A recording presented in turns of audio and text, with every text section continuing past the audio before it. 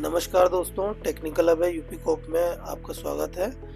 Computer operator का exam जो होने वाला है, तो कंप्यूटर सेक्शन की जो सीरीज़ चल रही है, तो उसमें आज हम नंबर सिस्टम के बारे में बात करेंगे। पिछली वीडियो में हमने फ्लो चार्ट एल्गोरिथम और उससे रिलेटेड टॉपिक के बारे में बात करी थी, तो आज हम नंबर सिस्टम के बारे में बात करेंगे। अगर आप लोगों ने वो वीडियो नहीं देखी है तो आप लोग चैनल पे जाकर वो वीडियो देख लीजिएगा, क्योंकि मैंने जो है सभी टॉपिक्स को डिवाइड किया हुआ है और उसके अलग अलग मार्क्स और कितने क्वेश्चंस आ सकते हैं उनको डिवाइड किया हुआ है। तो देखिए, नंबर सिस्टम जो है ये फर्स्ट टॉपिक के अंदर है, हमारा लास्ट टॉपिक है ये फर्स्ट सेक्शन में। तो नंबर सिस्टम में से देखिए दोस्तों 3 से 4 क्वेश्चन आते हैं। ये 3 से 4 क्वेश्चन जरूर आएंगे और 1.25 नंबर का एक क्वेश्चन रहेगा, तो आप लगा लीजिए कि कितना इम्पोर्टेंट है। और नंबर सिस्टम के जो क्वेश्चंस हैं बड़ा आसानी से वो क्लिक होते हैं, क्योंकि इसका हमें बस बेसिक एक बार क्लियर हो जाता है, तो उसके बाद हम इन क्वेश्चन को इजीली कर लेते हैं। तो ये थोड़ा सा टॉपिक बड़ा है, तो इसको हम 2 पार्ट में बात करेंगे। आज मैंने कुछ पार्ट के बारे में बात करी है और पूरा कंप्लीट पार्ट इससे अगली वीडियो में करूँगा, तो जिससे कि आपको कंसेप्ट क्लियर हो जाए। और एक बात और करूँगा दोस्तों कि मुझे बहुत सारे कमेंट आ रहे हैं कि एग्ज़ाम की डेट बता दीजिए, एग्ज़ाम कब होगा, यूपी पुलिस का एग्ज़ाम कब होगा। तो देखिए दोस्तों, एग्ज़ाम की डेट के पीछे मत पड़िए इतना। अभी आप लोगों का एग्ज़ाम होना रह गया है, तो आप लोग फोकस अपना स्टडी पे रखिए। एग्ज़ाम की डेट के लिए इतना इम्पेशेंट होंगे तो वो आपके लिए दिक्कत करेगा, क्योंकि जब एक बार एग्ज़ाम हो जाता है और वहाँ पर अगर हमारा स्कोर अच्छा नहीं आता है तो बाद में फिर हम रिग्रेट करते हैं। ओवर कॉन्फिडेंस में मत आइए, अपनी जितनी से ज़्यादा प्रैक्टिस कर सकें उतनी प्रैक्टिस कीजिए, ये मेरी आपको सलाह है। और देखिए दोस्तों, जो मैं टॉपिक आपको बता रहा हूँ, हो सकता है कि उसमें 1-2 चीज़ें मैं खुद छोड़ दूँ, मतलब खुद से ना बता पाऊँ, या हो सकता है मैं भूल जाऊँ बताने में। तो उन टॉपिक से रिलेटेड आप पढ़ जरूर लीजिएगा। मान के चलिए कि मैंने flow chart algorithm, hardware software, peripheral devices, इसमें कुछ चीज़ छूट गई हो, तो इसका मतलब ये नहीं है कि आप उसको पढ़ें ना, आप उस टॉपिक को और डीप डाइव में जाकर के अच्छे से पढ़िएगा, जिससे कि वहाँ से अगर कोई भी क्वेश्चन आता है तो आप उसको क्लिक करके आ सकें। तो आज की इस वीडियो में हम देखते हैं क्या क्या कंटेंट हमको मिलेगा। तो देखिए, सबसे पहले हम पढ़ेंगे टाइप्स ऑफ नंबर सिस्टम, उसके बाद binary addition, binary subtraction, binary multiplication, binary division और conversion, ones complement, twos complement और टॉप क्वेश्चंस। तो समय बिना गवाए हम वीडियो को शुरू करते हैं। चाहूँगा दोस्तों, देखिए जितने लोग भी जो डिप्लोमा करके जो परीक्षा देने जा रहे हैं, या जिन्होंने 1-1 साल का कोर्स किया हुआ है, कोई सा भी पीजीडीसीए किया हुआ है या ओ लेवल से किया हुआ है, या और भी कोई कोर्स उन्होंने 1 साल वाला किया है, तो आप लोग एक बात दिमाग में रख लीजिए कि आपका कंपटीशन जो होगा, देखिए इस एग्ज़ाम को जो है जिसने बीटेक कर रखा होगा कंप्यूटर साइंस से, एमसीए कर रखा होगा, वो लोग भी इस एग्ज़ाम में बैठेंगे। और जिन लोगों ने प्रोग्रामर के लिए एग्ज़ाम में अप्लाई किया है, उन्होंने कंप्यूटर ऑपरेटर के लिए भी अप्लाई किया होगा। तो आपका कंपटीशन उन लोगों से है जिनका कंसेप्ट जो 4-4 साल पढ़ कर के आए हैं कंप्यूटर साइंस के बारे में, तो उनके कंसेप्ट ज़्यादा क्लियर होंगे। तो आप लोग क्या है, आपको अपने कंसेप्ट क्लियर करके चलना है, और अभी से आपके पास बहुत समय है। आपके पास जो समय मिल रहा है वो एकदम पीक टाइम है, तो आप लोग कंसेप्ट्स को अच्छे से क्लियर कर लीजिए, क्योंकि आपको अभी लग रहा है कि एग्ज़ाम जल्दी से हो जाए, हम कराएं। इतना आसान पेपर नहीं आएगा, और पेपर का लेवल अगर ईजी आ गया तो आपका कंपटीशन उन लोगों से होगा जो लोग 4-4 साल पढ़ करके आएंगे, तो मेरिट वैसे भी इसकी फिर हाई जाएगी, तो फिर आप उनको बीट नहीं कर पाएंगे। तो आपको ध्यान रखना है कि जो टॉपिक्स मैं बता रहा हूँ उनसे रिलेटेड आप कोई भी क्वेश्चन छोड़े ना, आप उन टॉपिक्स की अच्छे से प्रैक्टिस करके जाएं, अपना पूरा 100% दें। तो देखिए, हम जो बात करेंगे नंबर सिस्टम की, तो देखिए कंप्यूटर में जो मोस्ट कॉमन 4 नंबर सिस्टम है वो डेसिमल, बाइनरी, ऑक्टल और हेक्साडेसिमल नंबर सिस्टम है। देखिए, डेसिमल नंबर सिस्टम वो नंबर सिस्टम है जिसका बेस 10 होता है। बेस 10 से मतलब है दोस्तों, जो यहाँ पर बेस दे रखे हैं कि इस नंबर सिस्टम के अंदर कितनी वैल्यूज़ हैं, मोटा मोटा आप इस तरीके से समझ लीजिए। तो डेसिमल में 10 है तो 10 वैल्यू हैं, बाइनरी नंबर सिस्टम में 2 है बेस, तो यानी कि 2 वैल्यूज़ हैं, ऑक्टल में 8 है तो इसके अंदर 8, और हेक्साडेसिमल में 16 इसका बेस है, तो 16 वैल्यू है। ये नंबर सिस्टम बेसिकली सभी को पता होंगे, तो मैं एक तरीके से ये रिवीजन के तौर पे भी बता दे रहा हूँ, जिससे आपका एक रिमाइंड हो जाएगा। तो आइए हम बात करते हैं सबसे पहले डेसिमल नंबर सिस्टम। तो देखिए डेसिमल नंबर सिस्टम का बेस 10 होता है, जहाँ भी बेस 10 की वैल्यू आ जाए तो आप समझ जाइए कि वो डेसिमल नंबर सिस्टम का है। इसके अंदर 10 डिजिट होती हैं, 0 से लेकर 9 तक की वैल्यू यूज़ होती हैं। 0 1 2 3 4 5 6 7 8 9 ये वैल्यू डेसिमल नंबर सिस्टम में आती हैं। इसके बाद बात करते हैं बाइनरी नंबर सिस्टम की।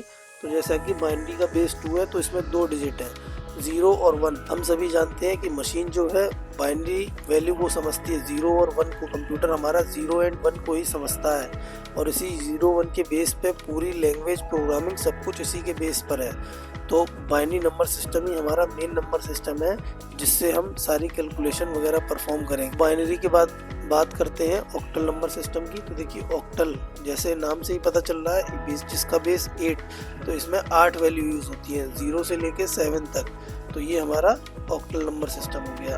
अब इसके बाद बात करते हैं हेक्साडेसिमल नंबर सिस्टम। तो देखिए hexadecimal number system is a way of counting that uses 16 symbols, यानी कि 16 नंबर्स इसमें सिंबल्स को यूज़ किया जाता है इंस्टेड ऑफ 10। यानी कि जो हम डेसिमल नंबर सिस्टम में 10 यूज़ कर रहे थे, इसमें 16 को हम यूज़ करते हैं। इसमें 16 वैल्यू है। अब वो 16 वैल्यू कैसे बनी है कि इसमें जो सिंबल्स होते हैं वो 0 से लेके 9 तक तो डेसिमल नंबर सिस्टम के होते हैं। उसके बाद 10 11 12 13 14 15 ये हमारे अल्फ़ाबेटिक ऑर्डर में आते हैं, ए से लेके एफ तक। तो ये क्वेश्चन आ जाता है, कभी कभी इसमें पूछ लेता है कि हेक्साडेसिमल नंबर सिस्टम की बी की वैल्यू क्या होगी, या बी की वैल्यू डेसिमल वैल्यू के किसके इक्विवेलेंट है, या सी की वैल्यू किसके इक्विवेलेंट है, एफ की वैल्यू किसके इक्विवेलेंट है। तो हमेशा याद रखिए 0 to 9 and A to F ये टोटल हमारे 15 तक होते हैं। यानी कि जब हम A को कंपेयर करेंगे 10 से, और B को करेंगे 11 से, C को करेंगे 12 से, D को करेंगे 13 से, E को करेंगे 14 से और F को करेंगे 15 तक। तो ये दोस्तों आप लोग एकदम याद कर लीजिए, समझ लीजिए, कोई ज़्यादा कठिन नहीं है, बड़ी आसानी से आप इसको समझ सकते हैं। अब इसमें आगे बात करते हैं कि हम लोग कि नंबर सिस्टम में हम बाइनरी ऑपरेशन कौन कौन से परफॉर्म करते हैं। तो देखिए binary addition, binary subtraction, binary multiplication और डिवीज़न। अगर हमको ये बेसिक ऑपरेशन इसमें 0 और 1 के ऊपर परफॉर्म करना नहीं आएंगे तो आप नंबर सिस्टम नहीं कर पाएंगे, ये आप दिमाग में बैठा लीजिए। तो आपको बेसिक से इसीलिए मैं बता रहा हूँ कि अगर आप यहाँ से नहीं समझ पाए तो इनका और डीप डाइव करके इसको समझिएगा आप, क्योंकि मैं टॉपिक को कवर करा रहा हूँ। तो आप लोग समझ लीजिए कि हमको ये चीज़ आनी चाहिए। जब ये आपको आएगी तभी आप नंबर सिस्टम के क्वेश्चंस को क्लिक कर पाएंगे। तो बाइनरी एडिशन, मल्टीप्लिकेशन और सब्ट्रैक्शन और डिवीज़न को परफॉर्म करने के लिए, यानी कि नंबर सिस्टम में आगे कन्वर्जन वगैरह को करने के लिए हमको ये आना बहुत ज़रूरी है। और इन ऑपरेशन को परफॉर्म करने के लिए कुछ रूल बनाए गए हैं। 0 और 1 के बीच में कुछ रूल बनाए गए हैं, जैसे कि एडिशनल रूल। 0 और 0 को हम ऐड करेंगे तो 0 आना है, 0 1 1 एंड 1 + 0 1 एंड 1 1 1 0। अब देखिए 1 और 1 को जब भी हम जोड़ेंगे तो हमेशा 1 0 आएगा, जिसमें 1 हमारा कैरी होगा। जैसे कि हम अपना पहले भी ऐड करते थे, जैसे हम 9 और 8 को अगर ऐड करते हैं तो 9 और 8 हो जाता है हमारा 17, ठीक है। और अगर उसके नीचे एक और डिजिट होती है तो 1 हमारा कैरी में चला जाता है। तो ऐसे करके ही इसमें 1 0 आता है तो 1 कैरी में चला जाएगा।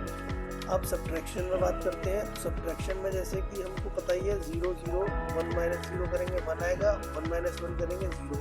अब 0 में से जब 1 जाएगा तो यहाँ पर हमेशा बोरो यानी कि एक उधार लिया जाएगा तो 1 आएगा हमेशा। क्यों? क्योंकि जब इस 0 के पास एक उधार आ जाएगा तो इसकी वैल्यू 1 0 हो जाएगी, और 1 0 में से जब 1 जाएगा तो इसकी वैल्यू 1 आएगी। तो 1 बोरो होता है हमेशा। तो हमेशा याद कर रखिएगा कि जब भी 0 में से 1 को माइनस करेंगे तो 1 बोरो में आएगा और रिजल्ट भी उसका 1 आ जाएगा। इसी प्रकार से मल्टीप्लिकेशन रूल है और डिवीज़न रूल है, तो ये भी आप देख लीजिएगा। इसमें डिवीज़न में आप एक चीज़ समझ लीजिए, 0 को जब 1 से डिवाइड करेंगे तो 0 आएगा और 1 को 1 से करेंगे तो 1। तो ये बस मोस्ट इम्पॉर्टेंट है, क्योंकि 0 से 0 किसी को डिवाइड करता है तो इन्फिनिटी आता है हमेशा, और 1 को अगर 0 से या किसी भी नंबर को 0 से डिवाइड करेंगे तब भी इन्फिनिटी आता है। तो इसका ज़्यादा यूज़ नहीं रहेगा, लेकिन एक बार मोटा मोटा समझ लीजिएगा। अभी यहाँ तक अगर आप लोगों को समझ में नहीं आया हो तो इसकी प्रैक्टिस कर लीजिए, वीडियो को बार बार देखिए, स्टॉप करके देखिए, फिर चीज़ों को सर्च कीजिए, फिर से पढ़िए, प्रैक्टिस करिए, अच्छे से प्रैक्टिस कीजिए, तो आपके 1-2 बार में 3 बार में ये समझ में आ जाएगा। तो अब जो देखिए हमारे सामने जो टेबल दिखाई दे रही है, तो ये बहुत इंपॉर्टेंट टेबल है दोस्तों।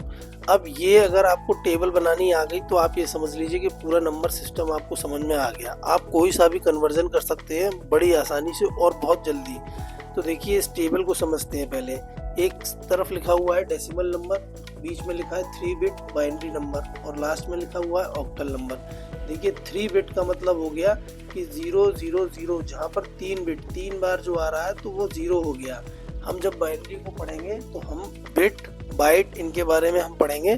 तो देखिए 8 बिट का 1 बाइट होता है, ये आप लोग समझ लीजिए कि अगर 8 बिट बनी हुई है, अगर ये मैं 0 को 8 बार लिख दूं तो वो 1 बाइट का मतलब के बराबर हो जाएगा, यानी कि 8 bit is equal to 1 byte. तो अब देखिए ऑक्टल में 0। अब देखिए एक चीज़ हमने अभी पीछे पढ़ी थी कि ऑक्टल में 0 से लेके 7 तक की डिजिट यूज़ होती हैं और डेसिमल में 0 से लेके 9 तक की। अब ऑक्टल में देखिए 0, तो सबसे पहले 0 की वैल्यू हमेशा 0 रहेगी, हम सभी जानते हैं। अब तो मान लीजिए कि ऑक्टल नंबर सिस्टम की 0 वैल्यू है, तो हमने यहाँ 0 लिख दिया। अब हमें दूसरी वैल्यू 1 को लाना है, तो हम इस 0 में कुछ ऐड करेंगे तभी तो हम नेक्स्ट वैल्यू में जाएंगे। तो अगर हमने 1 को ऐड किया तो ये वैल्यू आ जाएगी 0 और 1 को जब ऐड करते हैं तो 1, तो यहाँ 1 आ गया। अगर आप इसको तो क्या लिखेंगे 001। अब दूसरी वैल्यू में जाएंगे तो 1 में हमको 1 ऐड करना है, तो मैंने अभी पीछे बताया था 1 + 1 1 0 होता है, तो 010 आ गया ये। इसके बाद फिर हम 1 को ऐड करेंगे 0 में, तो देखिए 011। फिर उसके बाद हम 1 में जब 1 को ऐड करेंगे तो फिर से ये क्या हो जाएगा, ये 10 हो जाएगा, तो 0 आ गया। 1 कैरी में चला जाएगा तो फिर से ये 11 हो गया, तो 10, तो फोर्थ वाले में 100 आ गया। इसी तरीके से ये पूरा एडिशन हुआ है। और ये टेबल कैसे बनती है ये आप लोगों को समझ लेना है। अगर आप लोग इसको समझने में दिक्कत आए तो मुझे कमेंट में बता दीजिएगा, मैं और अच्छे से इस टेबल को कैसे बनाया जाएगा 1 बाय 1 पॉइंट करके बता दूंगा, लेकिन ये टेबल आपको पता होनी चाहिए। अभी इसके बाद में दूसरी एक और टेबल दिखाने वाला हूँ आपको, जो हेक्साडेसिमल की है, जिसमें पूरा ऑक्टल, बाइनरी और हेक्साडेसिमल और डेसिमल नंबर सिस्टम। अब एक बात समझिए कि हेक्साडेसिमल नंबर सिस्टम की हम जब भी बात करेंगे तो 4 बिट की हमेशा बात करेंगे, वहाँ पर हमेशा 4 बिट में। जब भी ऑक्टल की बात करेंगे तो 3 बिट में बात होगी, डेसिमल की बात करेंगे तो हमारी 4 बिट में बात होगी। क्यों होगी 4 बिट में? क्योंकि 3 बिट जो है हमारी 7 तक काम करेंगी, उसके बाद 7 के बाद हम जैसे ही 8 पे जाएंगे तो वो बिट हमारी 4 हो जाएंगी। देखिए जैसे कि इसमें हम 7 पे करेंगे तो 7 पे लास्ट में हमारा 111 आ जाएगा। अब 8 पर जाने के लिए हमें 1 ऐड करेंगे, जैसे ही हम इसमें 1 ऐड करेंगे तो ये 3 बिट से 4 बिट में चला जाएगा। इसीलिए हम बात करते हैं हेक्साडेसिमल में जितनी भी वैल्यूज की बात करेंगे वो हमेशा 4 बिट में बात होगी, ऑक्टल की जब भी बात होगी वो 3 बिट में होगी। ये बात एक कंसेप्ट आप एकदम दिमाग में बैठा लीजिए, ऑक्टल में 3 बिट की बात होगी, हेक्साडेसिमल में 4 बिट की बात होगी, तो कन्वर्जन हमारे लिए बहुत ईजिली हो जाएगा। अभी मैंने स्टार्टिंग में आपको बताया था कि देखिए हेक्साडेसिमल में 0 से लेके 15 तक, यानी कि 0 से लेके 9 तक तो डेसिमल नंबर सिस्टम यूज होता है, उसके बाद A से लेके F तक, तो ये हेक्साडेसिमल में। तो A की वैल्यू यानी कि डेसिमल में 10 के इक्विवेलेंट है, और जो बाइनरी में वैल्यू है वो हमारे 1010 के इक्विवेलेंट है। तो इस टेबल को आप प्रैक्टिस कीजिए, बार बार बनाइए, हर बार 1 को ऐड कीजिए और बनाते रहिए, हर बार 1 को ऐड कीजिए और टेबल को बनाइए। जिससे क्या होगा, आप एडिशन अच्छे से करना सीख जाएंगे और टेबल आपके दिमाग में बैठ जाएगी। अभी मैं इसके क्वेश्चन भी कराऊंगा आपको आगे, इनके जब मैं एडिशन वगैरह कराऊंगा, कन्वर्जन वगैरह काफ़ी सारे क्वेश्चन मैं आपको प्रैक्टिस के लिए दे दूंगा, तो आपका और कंसेप्ट अच्छे से क्लियर हो जाएगा। लेकिन आप इस टेबल को बार बार बनाइए, बार बार बनाइए, और तो आप जिससे क्या होगा, जब बार बार बनाएंगे तो आपके दिमाग में डी की वैल्यू आपके दिमाग में ऑटोमेटिक सेट हो जाएगी, ई की वैल्यू सेट हो जाएगी, एफ की वैल्यू सेट हो जाएगी, ए की वैल्यू सेट हो जाएगी। आपसे कोई पूछेगा 8 की क्या वैल्यू, तो आप दोनों दिमाग में आ जाएगा 1008 होता है। 9 की वैल्यू एकदम आएगी क्वेश्चन में तो 1001 होता है, ये आपके एकदम दिमाग में क्लिक कर जाएगी, वहाँ आप लेट नहीं होंगे। तो ये इसीलिए मैं बोल रहा हूँ आपको कि बार बार कि इस टेबल को आप अच्छे से प्रैक्टिस कीजिए, खूब अच्छे से एकदम रट लीजिए, एकदम बनाइए, इसको बार बार प्रैक्टिस कीजिए। इस वीडियो में मैंने आपको बस इतना ही बताऊंगा, नेक्स्ट वीडियो में मैं इसको कंप्लीट कर दूंगा कि कैसे हम कन्वर्ट करते हैं, कैसे हमको ऑपरेशन परफॉर्म करने के लिए आते हैं, किस तरीके के हमें क्वेश्चन वहाँ मिलेंगे कन्वर्जन वाले, और कैसे कन्वर्ट करने के लिए एग्ज़ाम में आएगा, और शॉर्टकट से हम कैसे 8421 कोड से कन्वर्ट कर सकते हैं, तो वो मैं आपको नेक्स्ट वीडियो में बताऊंगा। तो ये कुछ इंपॉर्टेंट क्वेश्चंस हैं जो पूछ लेता है, जो हमें आने चाहिए। अगर ये क्वेश्चंस आपके यहाँ क्लियर हो जाएंगे तो अपने अपने ईमानदारी से आप लोग ये क्वेश्चन को दीजिएगा। कोई आपको नहीं देख रहा है कि आपने कहाँ सर्च किया, अपना खुद से आप देखिए कि इन क्वेश्चंस में से कितने आपने सही कर पाए हैं। अगर आपने सारे क्वेश्चन सही किए तो आप कमेंट में बिल्कुल लिखिएगा कि I have done all questions right. अगर आपने नहीं करे हैं सारे क्वेश्चन, कुछ कम किए हैं इसमें से, कुछ गलत हो गए हैं, तो ईमानदारी से आप कमेंट सेक्शन में लिखिएगा। उससे होगा क्या दोस्तों, उससे आपका कॉन्फिडेंस लेवल बढ़ जाएगा। क्यों? क्योंकि आपको ये पता रहेगा कि आप कितने पानी में हैं, कि आप छोटे छोटे से ये क्वेश्चन कर पा रहे हैं, नहीं कर पा रहे हैं। अगर नहीं कर पा रहे हैं तो इसका मतलब आपकी तैयारी बहुत लूज़ है।